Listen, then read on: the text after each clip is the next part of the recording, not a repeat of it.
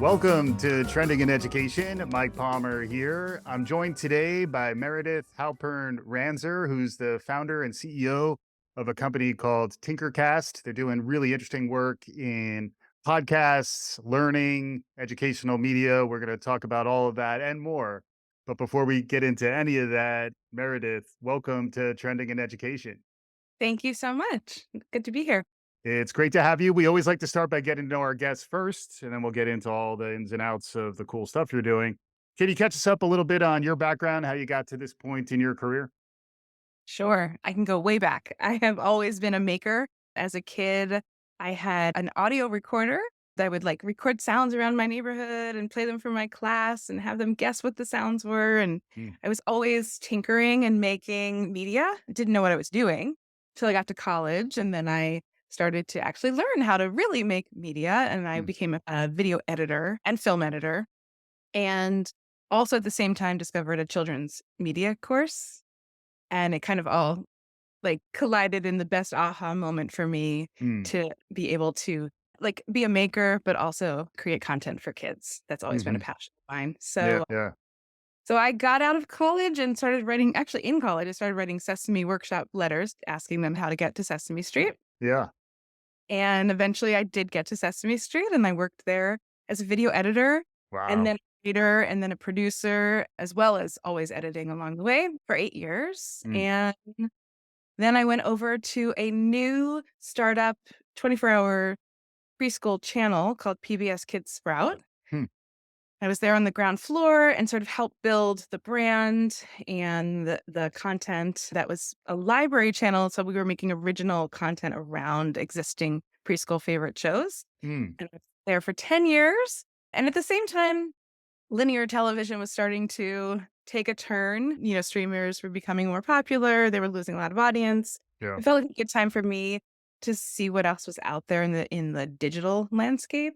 yeah. And so I joined up with Mindy Thomas and Guy Raz, who are my co-founders and partners in Tinkercast, and we founded this podcast company for kids. Which is amazing. And it goes all the way back to 2017, which is the other part that, as someone I've been doing this podcast since 2016, we're coming up on our 600th episode.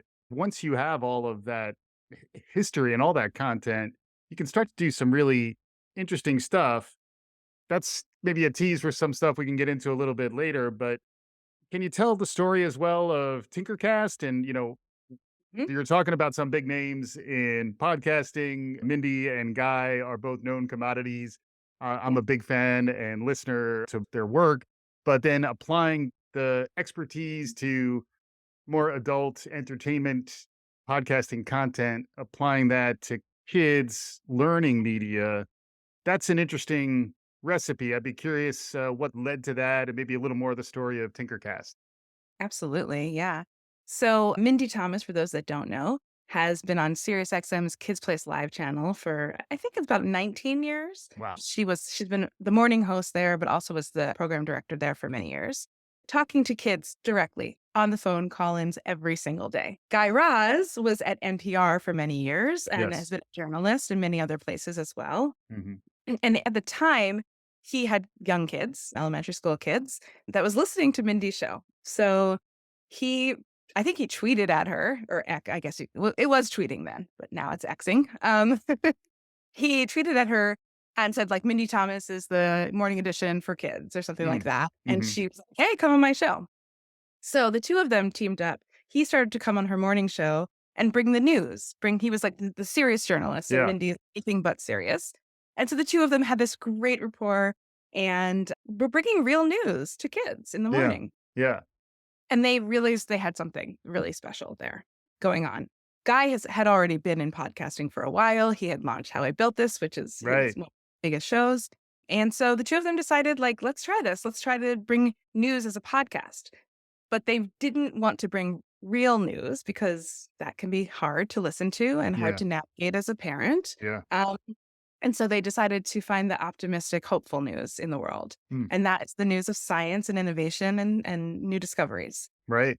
Well, the two of them teamed up and they asked me to come in to help them launch it. At the beginning, I was just helping them launch this show and the company and the website and all the, other things that could come with that. Yeah. And about 2 weeks in, they asked me to be the CEO and help them Yeah. run the company, and by that point, I had listened to the show with my 2nd grader at the time, Right. and it was so special. It was just so special to, like, hear a radio show, an audio show. I hadn't really listened to podcasts with my son at that point. Right. That was meant for us to listen to together and to Mm. learn together and to laugh together, and we did just that, and I just was completely hooked, and we've been going ever since. Yeah, and there's this concept of wow, which you're talking about there too, which is this idea of like wonder and it's amazing stuff. And you're bringing in kind of a how I built this for kids that's talking about what's amazing and emerging in science. It did make Yes. me think about how I, in the best case, watch some of the golden age of children's TV today. Like when I watch Bluey with my son, it's like appointment viewing, and I'm enjoying it as much as he is. And it's a tricky needle to thread, but it does seem like, Mhm. especially if you think about the talent you're tapping into with Guy and Mindy, it does feel like you nail it. It's got to be tricky though. Can you talk about, the formats and, you're doing a Yeah. lot of different things too, which is also interesting having started back in 2017. Sure, yeah, so what we do, the process is that we find real scientific research, real peer-reviewed scientific research that is happening now in the world, so a real world wow. Yeah. And they create a narrative world building story around it. It is so character driven. Yes. It is so funny. It is so immersive. You become part of this world. So while they're talking about the research study, they're actually like recreating it and trying and failing and like going through the process of the scientific discovery themselves. They're mirroring that, but in a cartoon for the ear kind of Right. way. We Right. call it. It's a cartoon for the ear. So Yeah. the sound design is beautiful and immersive and funny. The Hmm. characters are so real. They are so Yes. real. Yes, and even the interplay and the dynamics are what I love about the best podcasts are frequently the rapport or even the sidekick or Yeah. co-host, intrigues that's frequently, almost are played up for the sake of comic effect. But that was the other part that I really love about it is that it's entertaining content, something I've been talking about on this show since 2016. I was probably a little more self-conscious about edutainment when I talked about it back in the day, but it almost feels like we are, and I said a golden age before, it does almost feel like we're at this phase where there's this absence of kind of sweet spot learning content, Yeah. really for all of us, but especially for kids. I always, harken back to Schoolhouse Rock and like some of the stuff that I grew up on back in the day. There are pockets of it, but I'd be curious, what's your philosophy? What's your approach to kind of like getting into this space? And then perhaps, built into that question is why audio? Those are great questions. First of all, one of our writers has rewritten the word edutainment to edufundment for us. Nice. Nice. Tom Van Kalken, I'll give him a shout out. I think our approach to it is that if we make ourselves laugh and our inner kid laughs, Yeah. then we're doing something right. Mm. Yes, there is learning baked into everything that we do, but it's not like we're baking in the spinach, as they say, or breaking in the broccoli. Like it is just part of it. Kids are thirsty for knowledge, but they also are really engaged by laughter and characters and worlds. And so it kind of is like this beautiful blend and all the ingredients come together. It's not that we're trying to bake it in. It just is all part of the ingredients of what we do. Yeah. Just quickly on that, Yes. I like to come up with bad portmanteaus. So that's flirting was the one that I was trying for a while there, which is bringing fun back I to think learning. learning. I like Learning. that. Yes. I like learning. But because the emotional element that comes in, like your brain actually is in a different state. Humor frequently relieves stress. Same thing with like an emotional connection to characters who give you that same continuity that a great teacher or mentor or tutor might give you. Can you talk about the audio piece? Because that was the other part that I wanted to get into. Because as parent of a soon to be 5-year old, I'm very conscious of screens, but at least from my own perspective, I'm much less conscious of turning something on that is auditory and then allowing him to experience the world not mediated through screens. Absolutely. So what we realized is that when kids are listening to audio, they are co-creating it with you. They're painting the pictures in their own heads. Mm. And research actually tells us that kids are more creative after they listen to audio than they are when they watch video. Hmm. In the learning setting, they can actually comprehend 2 to 3 grade levels higher than through reading Hmm. because they don't have to, decode and encode the words. They're not breaking it down. They have the context available and they Yeah. understand more. Hmm. And they retain 2 times more when they're Wow. learning through audio. Interesting. And you were bringing up humor. Humor also has a similar effect, right? When you're leaning in and waiting for that punchline, you are so engaged. Right. And, you reduce boredom, you are more like motivated and can retain more and Right. willing to take more risks too through humor. So there are so many benefits that we have found through the years and also research that we've collected through the years that has helped us to understand that, like, yes, we are bringing really fun content to kids that is educational, baked in, but it's also having other benefits as well. Yeah. I always think about it in terms of like reaching a flow state or performance psychology. This is why teams, I think, frequently use humor and, kind of messing with each other a little bit just to kind of like release some tension and then also build, bonds, build more connectivity among folks. And what I love about really good audio, especially, is that you can kind of hear the relationships and the connections and kind of the tone and the culture of the conversation. Can you talk about some of the shows that you're producing? Because it was interesting to me how many there are, and our listeners, I'm sure, especially those of us who have kids, would be curious to sample from some of what you got going on out there. Absolutely. Parents and teachers, take note. We have Wow in the World, which Hmm. is our flagship show. That's one we were talking about from the beginning. And Wow in the World, by the way, is a podcast. We also have books, we have live events, we Yeah, have lots of different I things. saw a Wowcast on YouTube. So over the pandemic, we quickly had to shut down our live events, but we were already a remote company and ready to go. So we very quickly, in 6 days, launched a second podcast called Two What's in a Wow, which is a game show. Mm, So two whats that are made up whats and one real what? That's a real wow. what.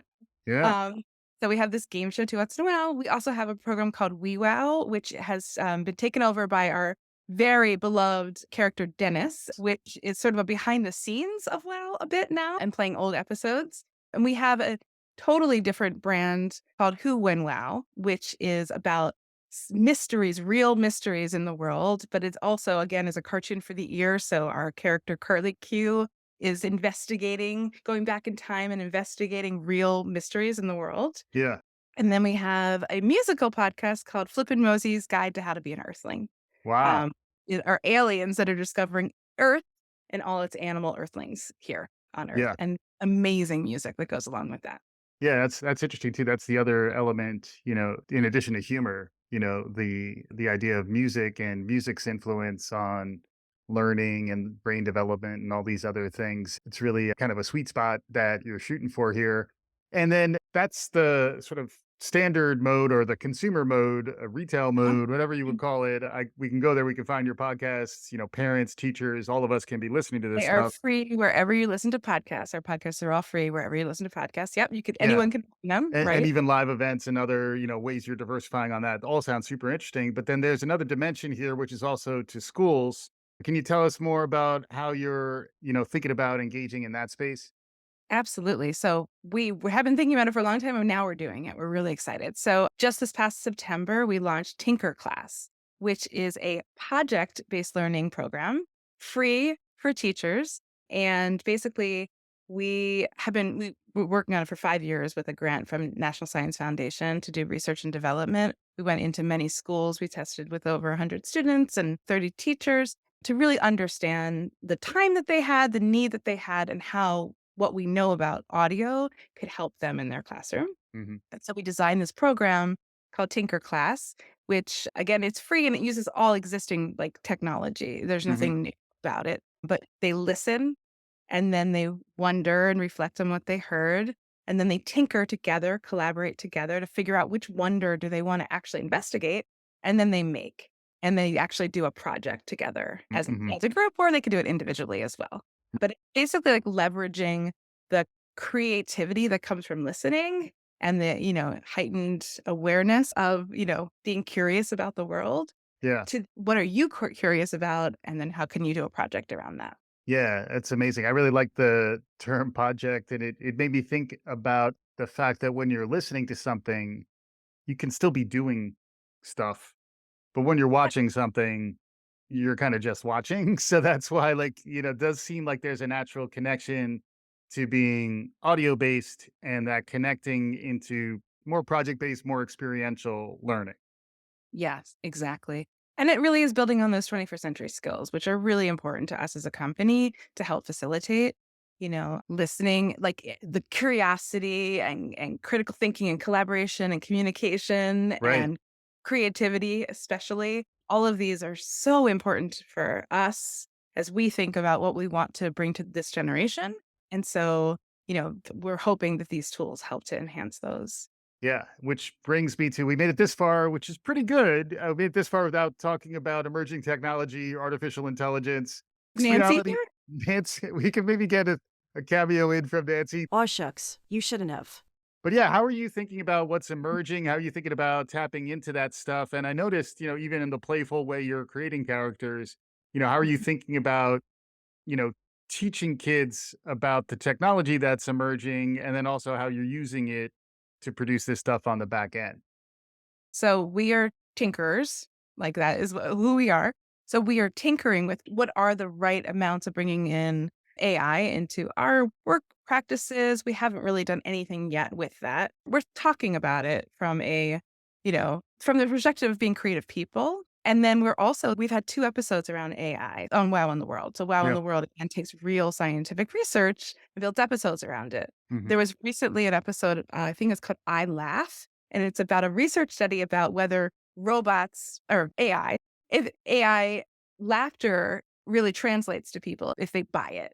And it is, so they built this whole Yeah. funny episode around it and then also tried to make their mannequin dummy also laugh. So it's a very funny episode, but it's about laughter and AI. And so, they're taking relevant research about it to bring it into the context of our show. From a learning perspective, I think, again, back to those 21st century skills, Mm. it's more important now than ever that we are fostering curiosity and creativity in kids because AI it's here for sure. Yeah. Not go anywhere. It's only going to get stronger. Right.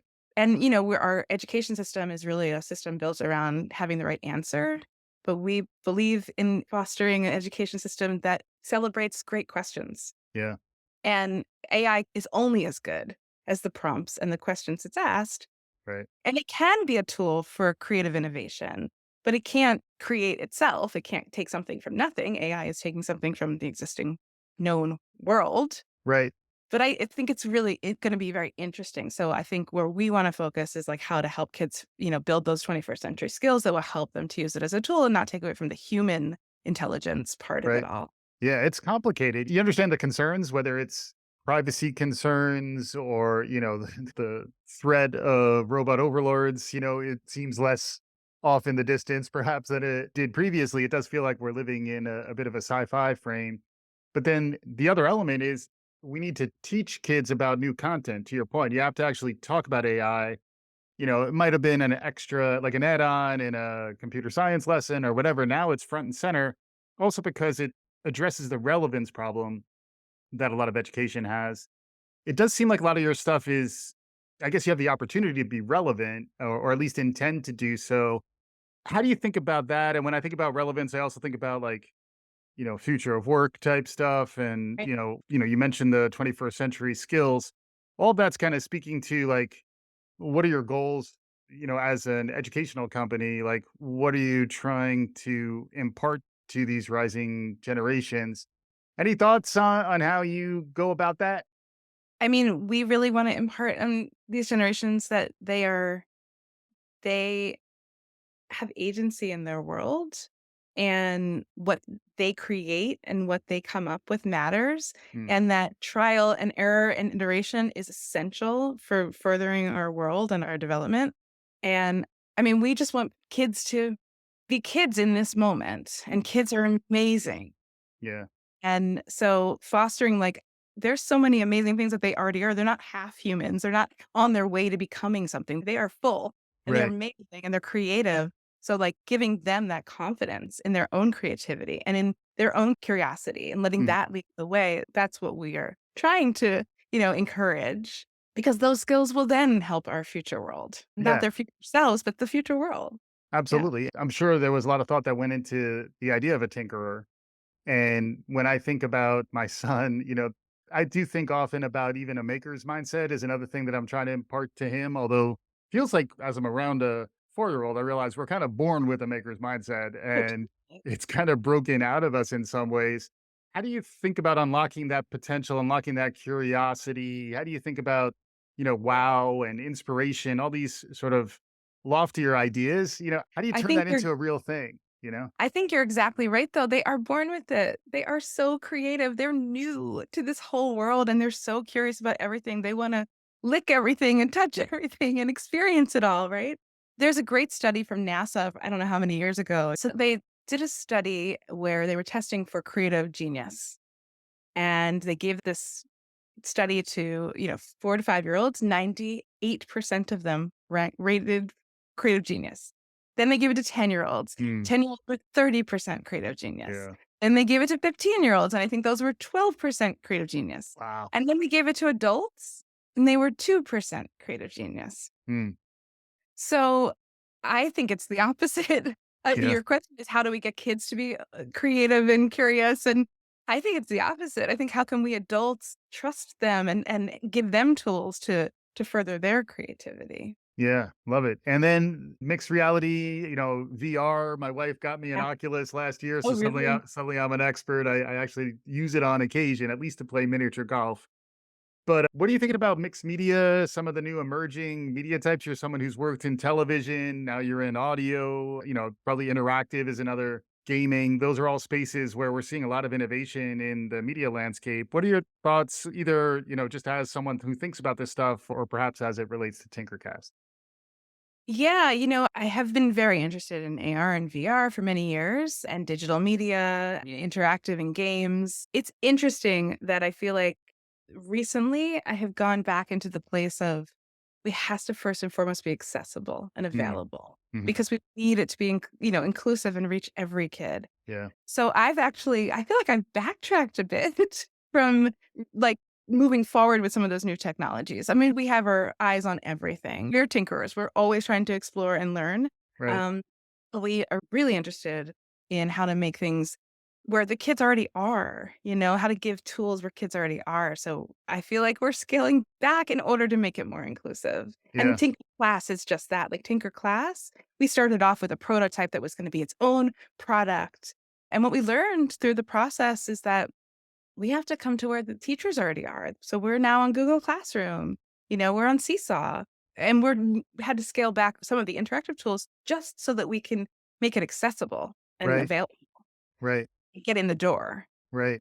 Yeah, it's So the interesting. It does make me think about universal design for learning, which is another theme that comes up a lot, where you want to allow learners multiple ways to engage with the content. That was Yeah. something that I did see you doing at Tinkercast. That's something that we're trying to do a little bit on the podcast, is figure out when can we actually put a little more visual Mhm.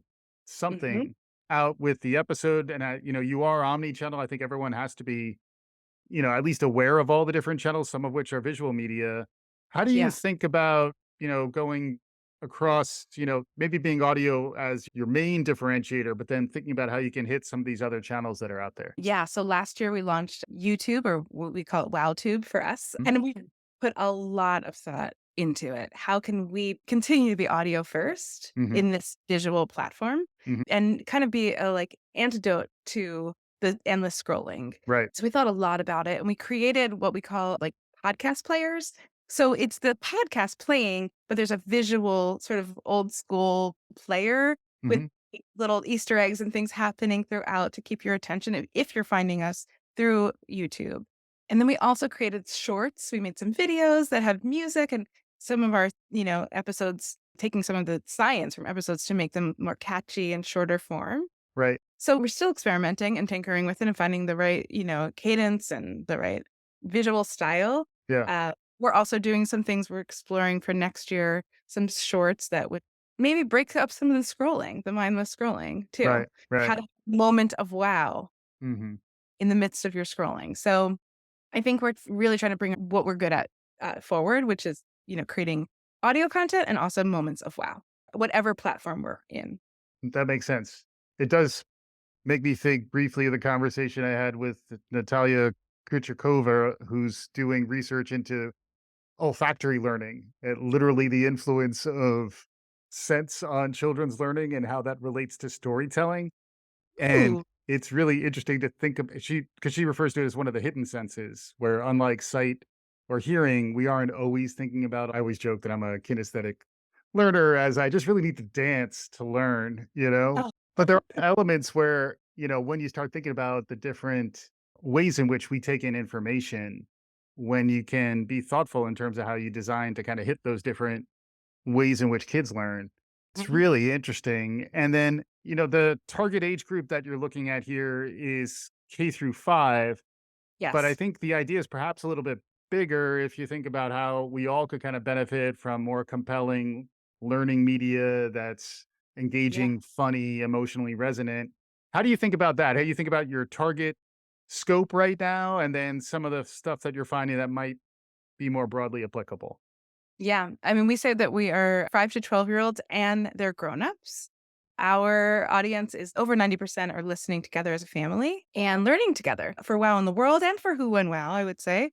We are sharing things that parents might not know either. So they're at Mm, the same learning level. So, yes, it's a co listening experience and teachers now too, we hope. But honestly, like coming from TV background, TV is very segmented. It's preschool, it's 6 to 9, and then it's kind of the family content, like, right. and adult content. What's interesting about audio is that there's no visual component telling them it's not for them. Mm, So our audience is so much wider than anything I've ever experienced in the visual medium. So mm. we probably go from like 3 to 13 is what we believe our audience is. Yeah.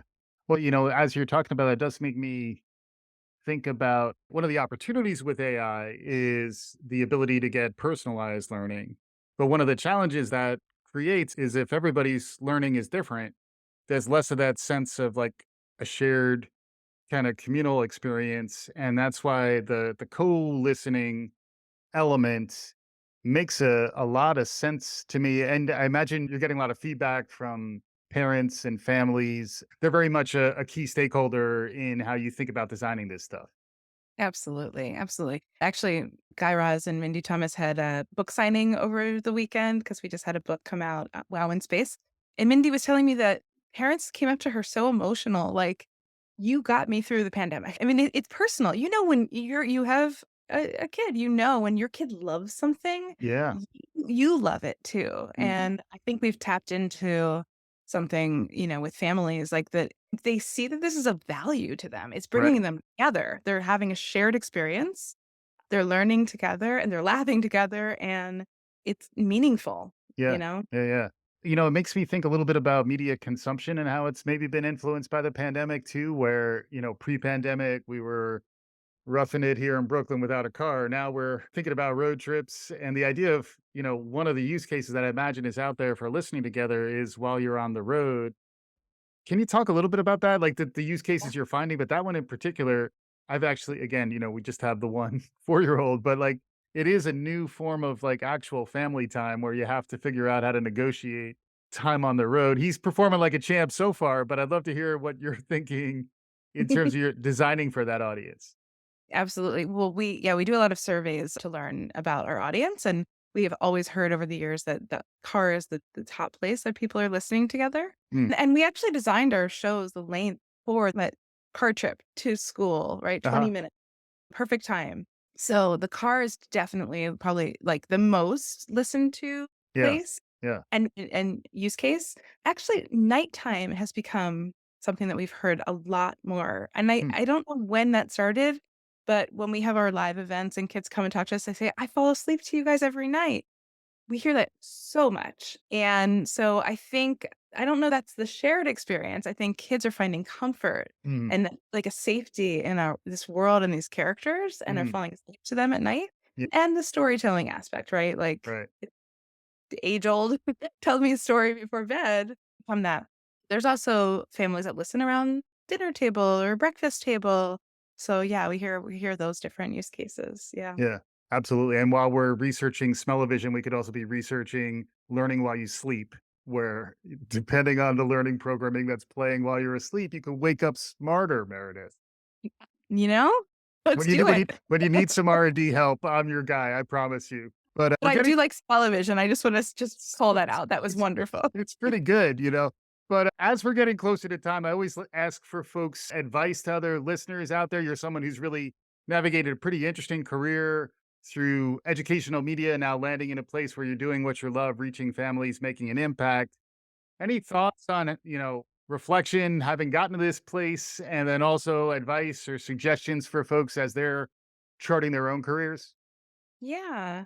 I think it's really important that we celebrate childhood and celebrate children. It's a hard time right now for all of us. There's a lot of stress, there's a lot of mental health problems happening right now. There's a lot of darkness. Childhood, it's a safe place to play and explore. And I think, you know, my inclination and my advice is always like, don't try to help them grow up too fast. Like, let them be in this moment and enjoy the play of it and the experience of being a kid, because you only get that once. Over my career, people have come to me pitching shows or, asking my advice on shows. The creators that come and say, this is what kids should know Mm, are the ones that I'm not interested in. It's the ones that say, "When I was a kid, I needed this." mm, That's what I'm interested in. mhm. The ones that wanna celebrate where kids are right now. So, my advice is to think about who you were as a kid and think about yourself in this moment that we're in, which is different than when we were kids, Yeah, and how can you create something for this moment, for kids to be kids? absolutely. Amazing stuff here with Meredith Halpern-Ranzer, the founder and CEO of TinkerCast. As we're wrapping up here, Meredith, Yeah. first off, if folks want to learn more, where should they go? They should go to tinkercast.com. We have all our podcasts there, and you can also find out about tinkerclass.com there too. You can go to TinkerClass directly if you're a teacher, or you can go through Tinkercast's website, but that's our free educational program for classrooms. Awesome. And we'll include that in the show notes for the episode. So, as we're wrapping up, I always like to give you an opportunity for takeaways. Folks are going to head back to the rest of their lives. Any closing thoughts, ideas for our listeners as we wrap up here?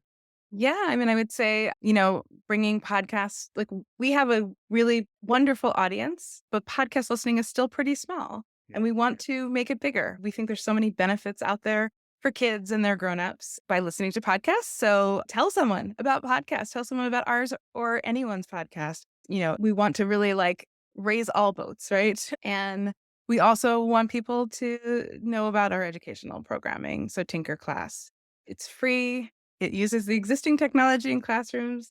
It's easy to use and it's so engaging and it's inclusive too. Fantastic stuff. It does remind me of, I think it was Tom Webster when he was doing the Infinite Dial a while back, was saying podcasting needs the equivalent of got milk. Yeah, Got podcast. How do we that's get right. Big Pod to just tell everybody you're missing out? You need to be listening to podcasts more. If you're listening to this, spread the good word. People should be listening to pods more. Families should be listening and learning and having fun together. Check out Tinkercast, really entertaining content, stuff to learn from. Meredith, thank you so much for joining me on today's episode. Thank you so much, Mike. It's great. And for our listeners, hopefully you enjoyed what you heard. If you did, please subscribe, write us a review, do all the good things. We'll be back again soon. This is Trending in Education.